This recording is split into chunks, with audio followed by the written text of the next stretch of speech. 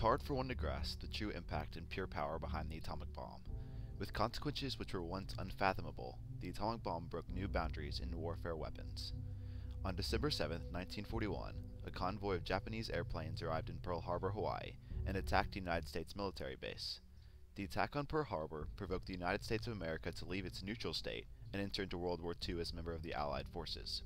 The war was increasing the debt by billions of dollars, and only the end of the war could start to end the depression the world was plagued by in recent years. But how?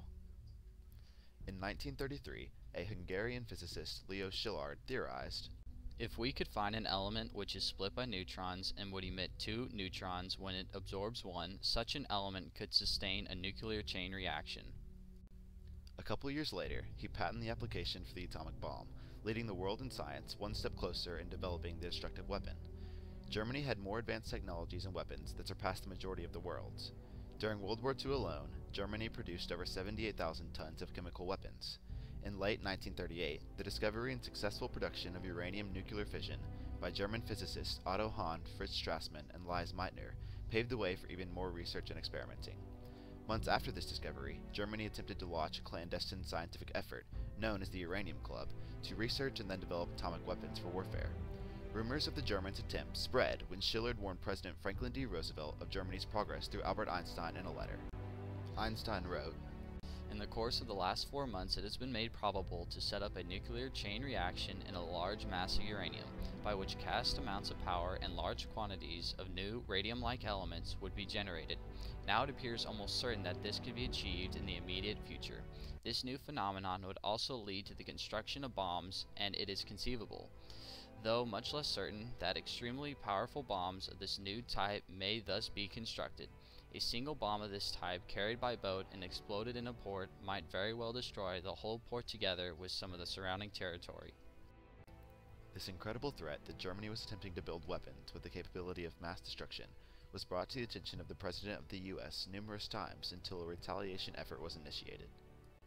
This effort came to be known as the Manhattan Project. In 1939, 130,000 people were put into work by the President of the United States. The main goal of the project was to produce a nuclear weapon that would effectively help them end the war. But there was a problem. This problem was getting the most needed material for the bomb, uranium-235. This type of uranium was, and still is, extremely rare, but is the only type of uranium that will complete the process of splitting and exploding in a matter of picoseconds. Many scientists at the time did not know how to create a successful nuclear explosion until Enrico Fermi discovered that neutrons could be slowed down.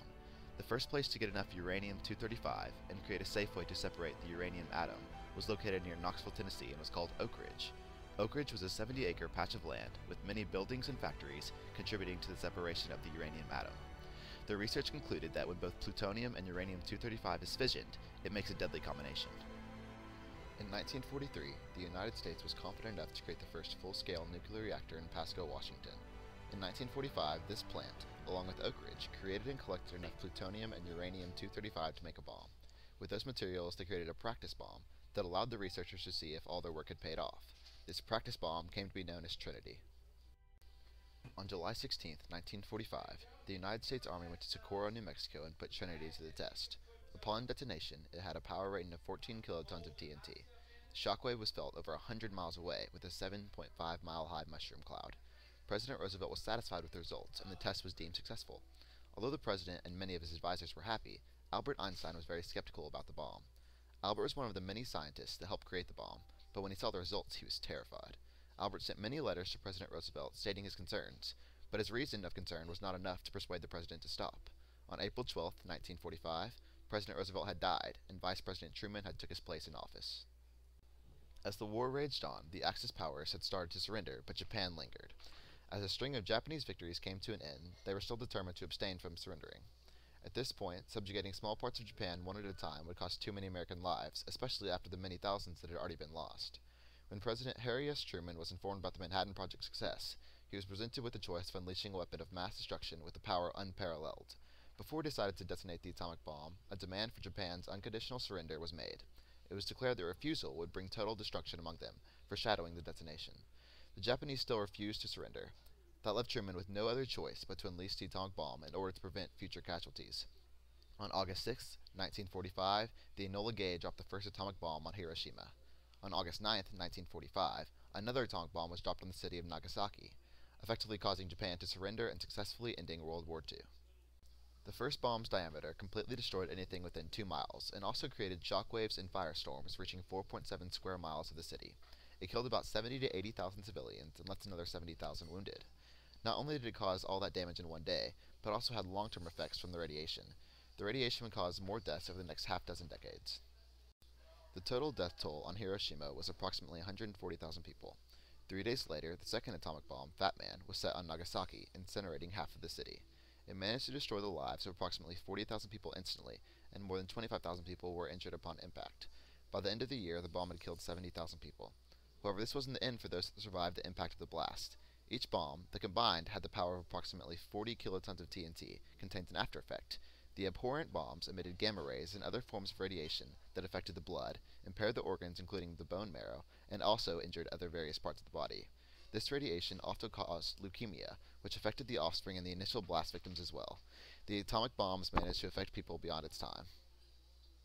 The atomic bomb was, without a doubt, a monumental turning point for the world. The most dramatic turning point is noticeable by observing the U.S.'s relationships with other countries. It is fair to say that the atomic bomb was a direct cause of the Cold War the United States underwent with the Soviet Union. This war wasn't actually a war at all, but more of a well-known hostility between the two countries due to the development and threat of nuclear weapons. Fear grew in the eyes of the Soviet Union officials as they witnessed the United States wiping out hundreds of thousands of people with the 2 nuclear bombs in Japan, making the U.S. the leading nation in military power. The same fear was shared by many countries across the globe, and the United States' foreign relations suffered due to it. Several countries also took initiative and began forming their own nuclear weapons, particularly North Korea.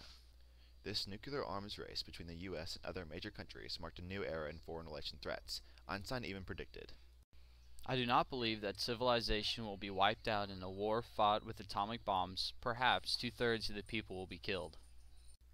This bold prediction, worded with almost a positive connotation, is devastating to consider. The fear of nuclear weapon destruction that once swallowed the United States and Soviet Union during the Cold War could become a harsh reality for the world civilization, as Einstein concurs. Joseph Rotblat reconfirmed this lasting impact by saying, The Cold War is over, but Cold War thinking survives. Rotblat shows that the threat and thinking of nuclear warfare is forever prevalent and result from the atomic bombs. Cancer statistics also took a dramatic turn after the bomb. It was reported that 200,000 people died from cancer due to the radiation.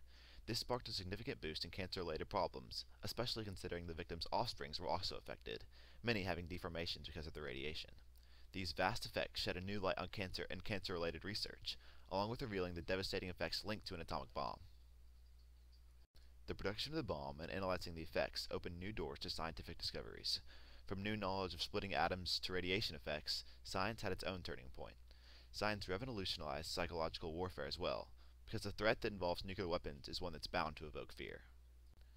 As anyone in Japan during World War II could tell you, the atomic bomb's effects were nothing short of a worldwide catastrophe. This devastating war strategy has changed the way the world views weapons of mass destruction and foreign relations. War will never be the same. The stakes have been raised higher, and the risks greater than ever. Recognizing the turning point that the atomic bomb produced, Einstein makes a chilling prediction, one that wraps up all the dangers of the bombs, and makes the current effects seem like nothing but a scratch on the knee of the world's history. I know not with what weapons World War III will be fought, but World War IV will be fought with sticks and stones.